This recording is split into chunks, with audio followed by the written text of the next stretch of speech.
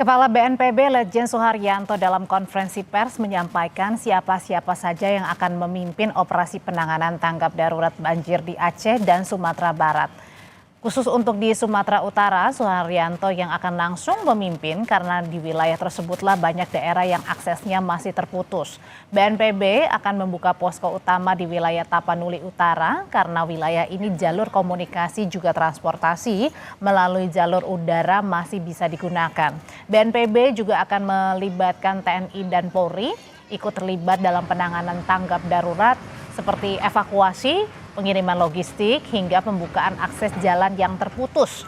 Dan prioritas utama adalah memulihkan jalur transportasi agar pengiriman logistik bisa cepat tersalurkan kepada seluruh korban banjir.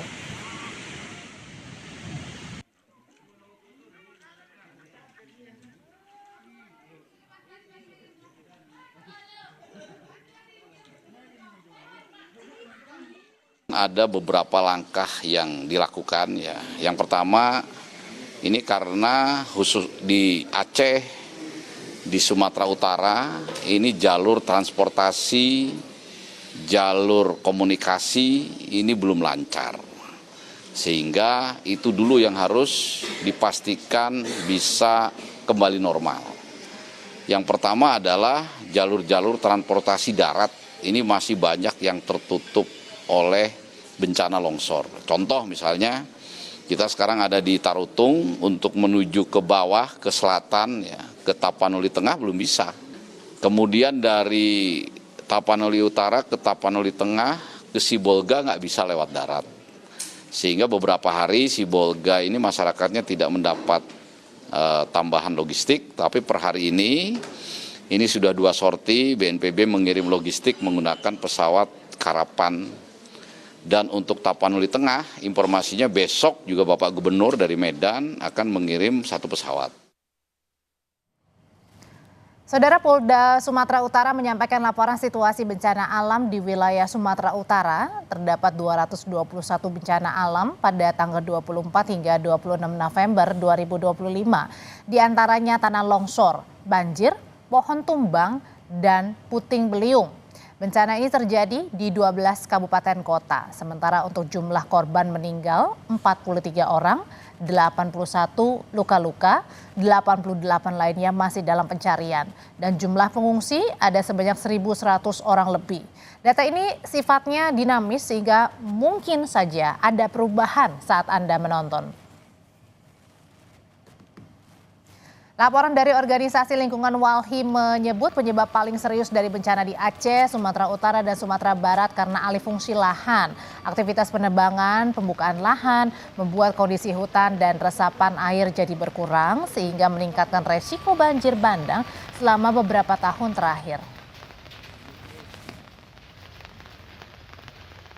Apa yang melanda Sumatera bagian utara itu tidak semata-mata karena adanya siklon tropis Laya.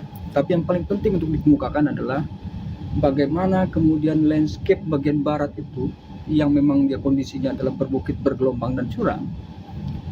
Hari ini telah mengalami ekstraksi yang disebabkan karena adanya satu alih fungsi yang diperuntukkan bagi pertambangan emas khususnya ya. Kemudian juga ada perkebunan, ada hutan tanaman. Kemudian juga ada pembangunan proyek-proyek seperti PLTA dan lain sebagainya. Kita tinjau kondisi warga dan proses penanganan pasca bencana di 2 daerah, persisnya di Sumatera Utara dan Provinsi Aceh. 2 jurnalis kami siap untuk dengan laporan langsungnya. Ada jurnalis Kompas TV di Medan Sumatera Utara Emir Syah Purba, dan di Banda Aceh ada Rizka Devi. Saya memulai dengan Emir Syah terlebih dahulu yang ada di Medan Sumatera Utara. Gambarkan kepada kami keadaan warga saat ini dan cuaca di sana. Apakah memungkinkan untuk proses penanganan pasca bencana di sana, Emir? Ya, selamat sore Tifal dan juga saudara. Memang sampai dengan saat ini banjir masih menggenangi sebagian wilayah di kota Medan. Dan tempat saya mengabarkan saat ini Tifal dan juga saudara tepatnya berada di Kecamatan Medan Maimun yang menjadi salah satu daerah yang cukup parah terdampak banjir pada saat ini. Tepat saat ini saya berada di tempat pengungsian, yang mana tempat pengungsian ini merupakan sebuah sanggar seni milik seorang warga yang menyediakan tempat untuk warga Kampung Aur untuk mengungsi di tempat ini. Adapun saudara, Kampung Aur merupakan salah satu wilayah yang terdampak cukup parah karena memang berada tepat di samping aliran Sungai Deli. Pantauan kami tadi saudara, air sampai dengan sore hari ini masih cukup tinggi, berkisar antara 2 sampai 3 meter. Untuk di Kampung Aur sendiri saudara, bangunan 2 lantai saat ini hanya bisa terlihat di bagian lantai keduanya saja. Artinya pada sore hari ini belum tampak penurunan debit air yang terjadi di lokasi ini. Juga Tifal dan juga saudara, selain di Kampung Aur Kota Medan ataupun di Kecamatan Medan Maimun ini, banjir juga menggenangi sejumlah wilayah lainnya seperti di Kecamatan Medan Selayang dan juga di daerah Sunggal, yang mana banjir ini merendam rumah-rumah warga dengan ketinggian bervariasi antara 1 hingga 2 meter. Selain itu banjir juga memutus beberapa akses jalan seperti jalan nasional ataupun jalan lintas seperti di Gatot Subroto yang merupakan jalan lintas penghubung antara Kota Medan dengan Kota Binjai. Banjir menyebabkan kendaraan tidak bisa melewati akses jalan tersebut. Salah satunya adalah sepeda motor. Dari informasi yang saya dapatkan, pengendara sepeda motor yang melintasi jalan Gatot Subroto diarahkan masuk ke gerbang tol Semayang untuk diarahkan keluar menuju ke gerbang tol Helvetia, mengingat jalur di Gatot Subroto itu sebagian tidak bisa dilewati oleh pengendara. Begitu juga dengan jalan nasional ataupun jalan lintas antara Kota Medan dengan tebing tinggi, yaitu jalan Sisinga Mangaraja, juga saat ini masih terendam banjir yang pada akhirnya menyebabkan kemacetan yang mengular karena pengendara tidak dapat melintasi jalan tersebut. Kembali ke kondisi di pengungsian saat ini saudara, ini merupakan warga-warga dari Kampung Aur yang dapat saya informasikan saat ini tepat berada di sisi kanan saya, merupakan aliran Sungai Deli, dan di seberangnya adalah Kampung Aur yang terdampak cukup parah akibat banjir saat ini.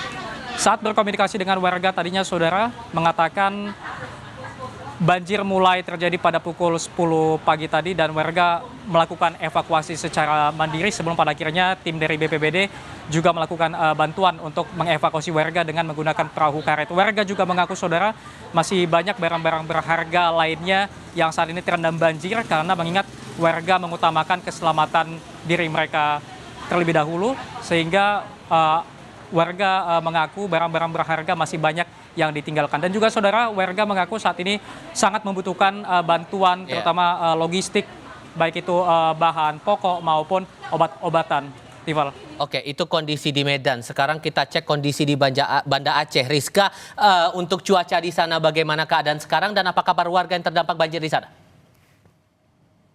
Dan juga saudara, benar sekali memang saat ini hampir di sejumlah wilayah di Provinsi Aceh ini memang terdampak banjir dengan ketinggian rata-rata di 50 cm hingga 2 meter, dan ini juga beberapa banjir bahkan menutupi hingga atap warga. Dan juga untuk kondisi cuaca saat ini memang di luar masih diguyur hujan, dan diprediksi bahwa informasi yang kami terima dari BMKG bahwa hujan deras akan terus mengguyur kota Banda Aceh ataupun sekitarnya selama 3 hari ke depan.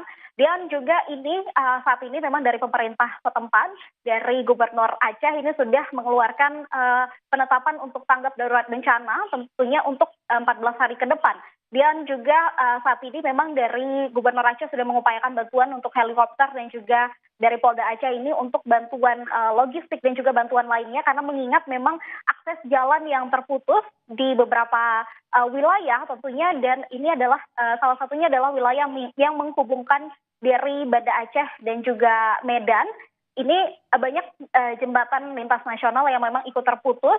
Salah satunya adalah jembatan yang terletak di Pidi Jaya, tepatnya di Berdu, yang menghubungkan Pidi dan juga Pidi Jaya. Sementara di tepi Mane juga ada jembatan yang menghubungkan antara Benar Meriah dan juga Aceh Tengah. Dan juga ada beberapa jembatan lainnya yang memang berada di Jalan Medan Banda Aceh yang masih dalam status rawan, dikarenakan memang debit air yang terus meningkat di kawasan lintas tersebut. Sementara juga saat ini kalau kita lihat memang ada beberapa daerah yang ikut terisolir begitu tentunya ini terhadap daerah-daerah yang memang termasuk ke dalam pedalaman di Aceh Tami yang contohnya Langsa, Biren, dan juga Aceh Utara dan Lok Sumawe. Ini dikarenakan memang akses jembatan tadi yang sempat terputus dan juga sampai sekarang masih diupayakan untuk penanganan seperti apa dari tim gabungannya. Kemudian juga karena salah satu faktor utamanya adalah komunikasi, dikarenakan memang saat ini di Kota Banda Aceh dan juga sekitarnya dan tentunya di Provinsi Aceh ini memang sudah 2 hari sejak Rabu pagi kemarin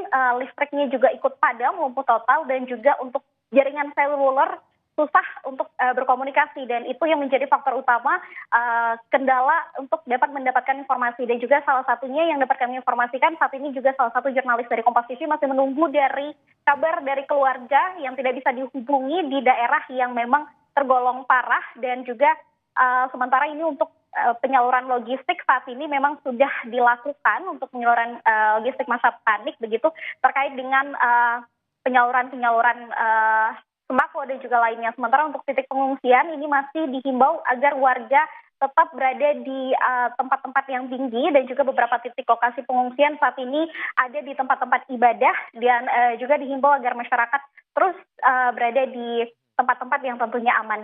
Ival. Rizka Devi melaporkan langsung dari Banda Aceh, sebelumnya Amir Syahpurba melaporkan langsung dari Medan, Sumatera Utara. Teman-teman, terima kasih.